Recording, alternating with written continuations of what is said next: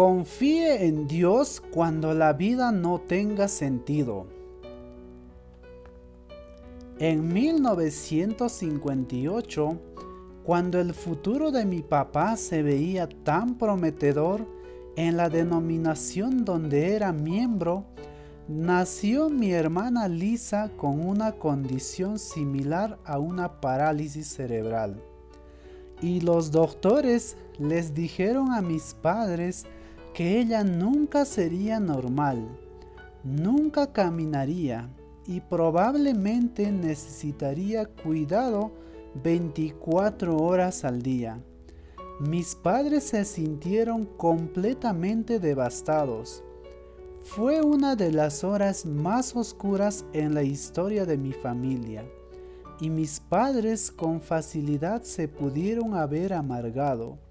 Pudieron haber dicho: Dios no es justo. ¿Por qué nos está sucediendo esto?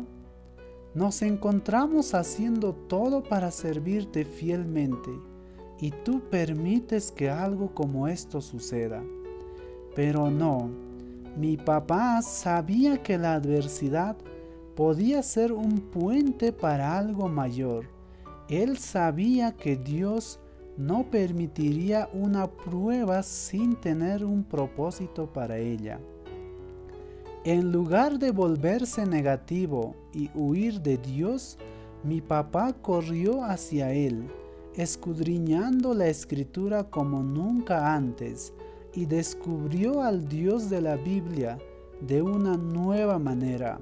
Descubrió que era un Dios amoroso, un Dios restaurador, y sí, un Dios que hace milagros.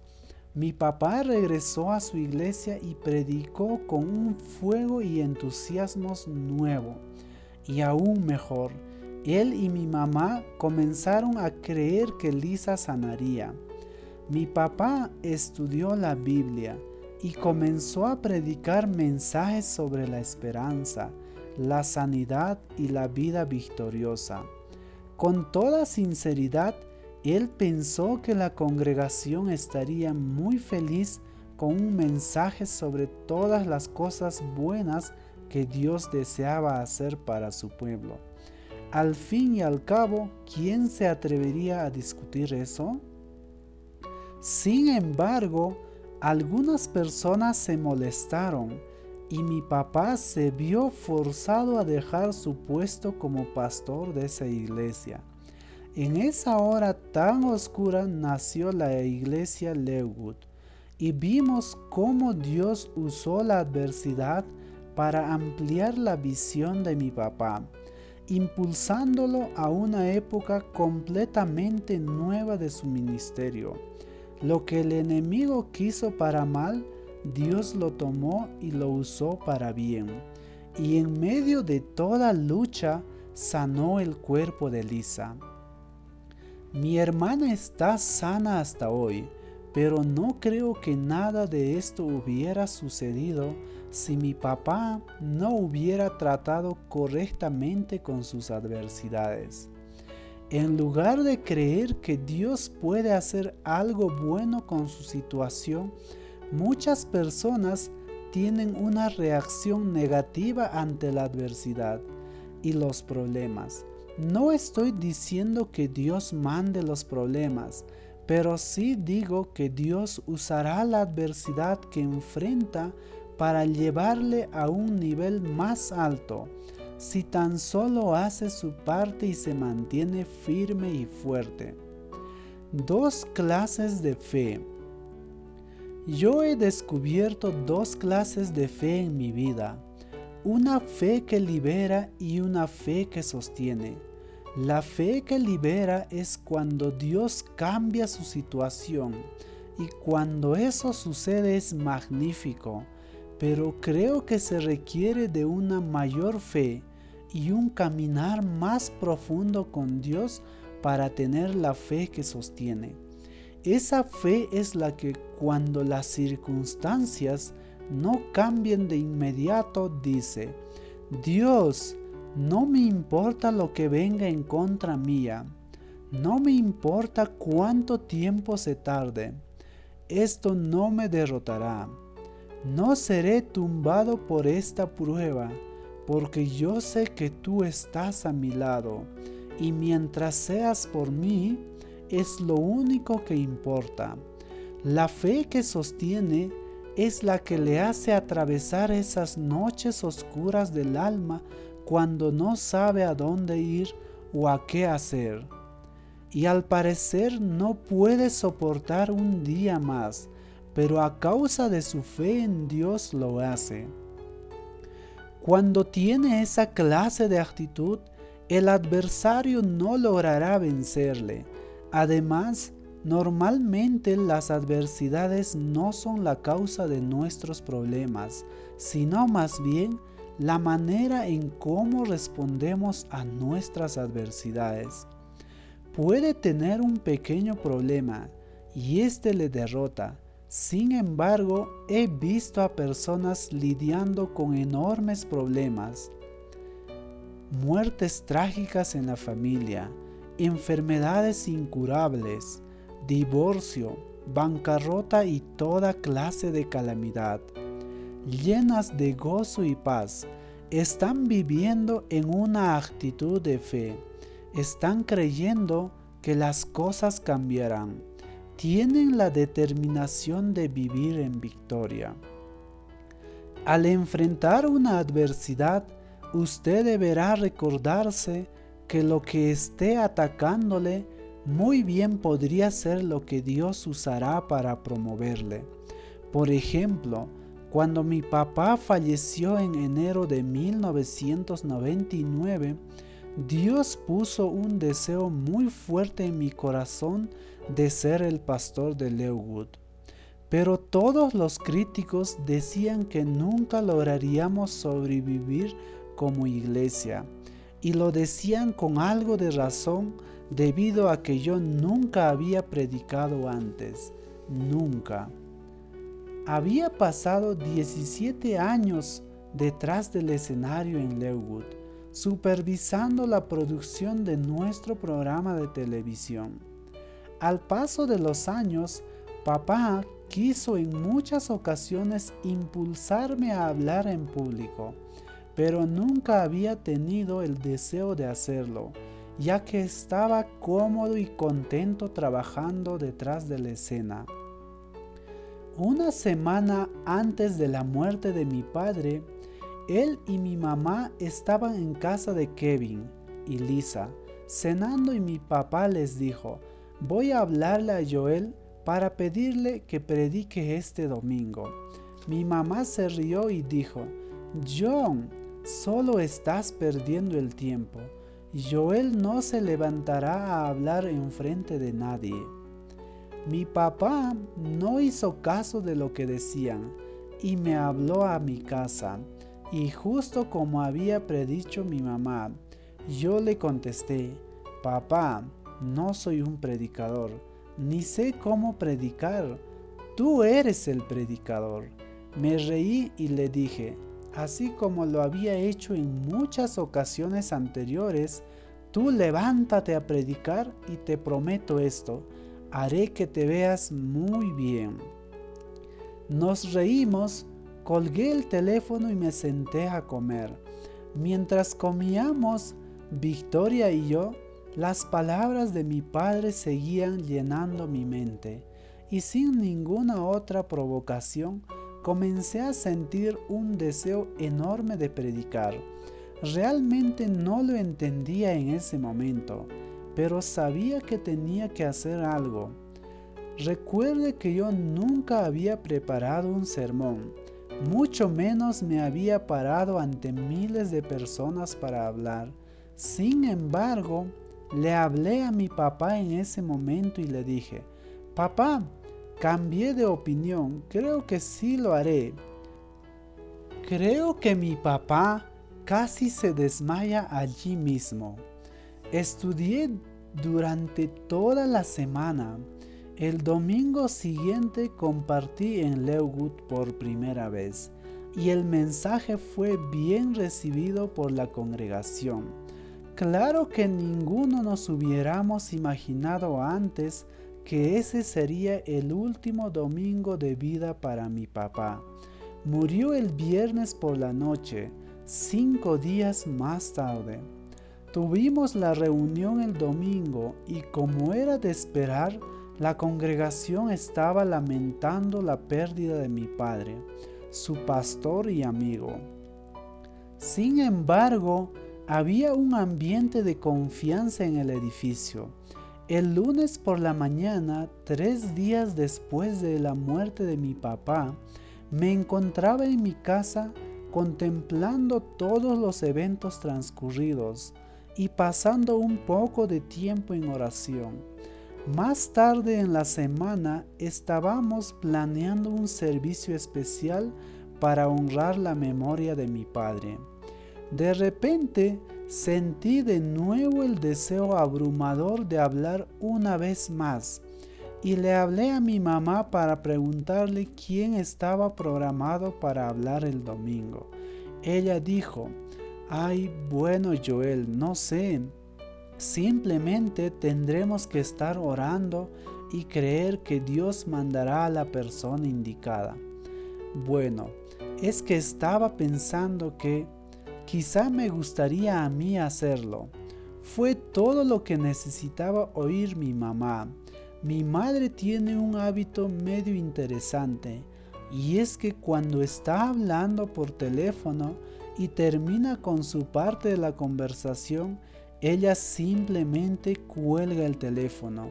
No le da tiempo a uno de responder. Así que cuando yo dije estoy pensando que quizá yo quiero predicar, ella me interrumpió y dijo: «Ay, Joel, eso sería magnífico. Estoy emocionada por decirle a la congregación. Luego nos vemos». Clic. Ya no había nadie en la línea. «Oye, espera un momento», le dije. Dije que estaba considerando predicar, no dije que sí lo haría. Era demasiado tarde. Mi mamá ya había colgado. Bueno, solo es mi mamá, pensé. Luego le puedo hablar de nuevo. No se sentirá conmigo y me perdonará. 2 días después, en el servicio para honrar a mi papá y enfrente de 8,000 personas, mamá dio la media vuelta y dijo: «Me da gusto anunciarles que mi hijo Joel estará predicando este domingo». Y yo pensé: «Dios mío, ya no me podré zafar de esto». Más tarde esa noche estaba viendo un reportaje en el noticiero sobre mi papá. Los noticieros de Houston hablaron muy bien de mi papá al informar su muerte, y estaba por apagar la televisión para irme a dormir cuando escuché que el reportero dijo una cosa más sobre el servicio en memoria de mi papá. Por cierto, el hijo de Austin, Joel, estará predicando este domingo. Yo dije: «Está bien, Dios, ya entendí, lo haré». Así que no me sorprendió que después de la muerte de mi papá, casi cada reportaje después del evento hablara de la improbabilidad de que Leawood sobreviviera. Hablaban de cómo nunca lograríamos sobrevivir, y eran prontos para decir que una iglesia grande con un líder fuerte y dinámico como lo había sido mi papá, jamás había logrado sobrevivir la muerte de su líder. Un artículo dijo lo siguiente: «Lo peor que podría pasar es que uno de los hijos tome su lugar». Bromeando con Victoria dije: «La verdad, lograría entenderlo si conocieran a mi hermano Paul, pero ni siquiera me conocen a mí». Por mucho que quise hacer menos los reportajes, las palabras sí me lastimaban. Estaba esforzándome y animándome para predicar, intentando fortalecer mi confianza, y aquí tenía a los reporteros prediciendo el fracaso de nuestra iglesia. Yo sabía que tenía que hacer una decisión. ¿Le creería a Dios ¿O me creería los reportes negativos? Decidí que no haría mucho caso de la opinión de la gente, ni de ninguna encuesta. Rehusé permitir que los reportajes negativos envenenaran mi mente y corazón, y decliné escuchar a cualquiera que pareciera estar tratando de disuadirme de cumplir con mi propósito. Cuanto más sabía que Dios había levantado a Leawood como un lugar que había impartido esperanza por más de 40 años, y Él no dejaría que todo se viniera abajo simplemente porque mi papá se había graduado al cielo. Se me hace interesante que los críticos predijeran que si manteníamos todo como había estado siempre, estaríamos bien. Pero Dios tiene otros planes porque Leawood continuó creciendo, y en 2003 la revista Forbes nombró a Leawood como la iglesia más grande de Estados Unidos, con unas 25,000 personas asistiendo cada fin de semana, y seguimos creciendo. Si usted trata con la adversidad de la manera correcta, Dios ha prometido que Él tomará sus retos y los hará puentes hacia la promoción. Dios quiere hacer algo nuevo y diferente en nuestra vida y busca a personas que estén dispuestas a confiar en Él en todo su corazón. Quizá usted diga: Joel, soy una persona muy normal y no sé cómo me podría usar Dios. ¿Qué podré hacer? Amigo, Dios usa personas ordinarias como usted y como yo para hacer cosas extraordinarias, porque Dios no está buscando más poder, Él no está buscando más educación. Dios simplemente está buscando un corazón dispuesto. No está buscando habilidad, solo busca disponibilidad. Solo necesita entregarle a Dios lo que tiene, y Él hará más en su vida de lo que jamás pudiera haber soñado. El plan de Dios para su vida es mucho más grande y mucho mayor de lo que usted se puede imaginar. Estoy convencido que un día miraremos hacia atrás a lo que habíamos visto como lo peor que nos pudo haber sucedido, y nos daremos cuenta que Dios usó aún aquel tiempo de adversidad para refinarnos, moldearnos, cambiarnos y prepararnos para lo bueno que nos queda por delante. Es interesante, ¿no cree? La adversidad en muchas ocasiones nos impulsa hacia nuestro destino divino. En ocasiones necesitamos un empujoncito. Si Dios no me hubiera sacado de mi zona de comodidad, probablemente todavía estaría detrás del escenario hoy día.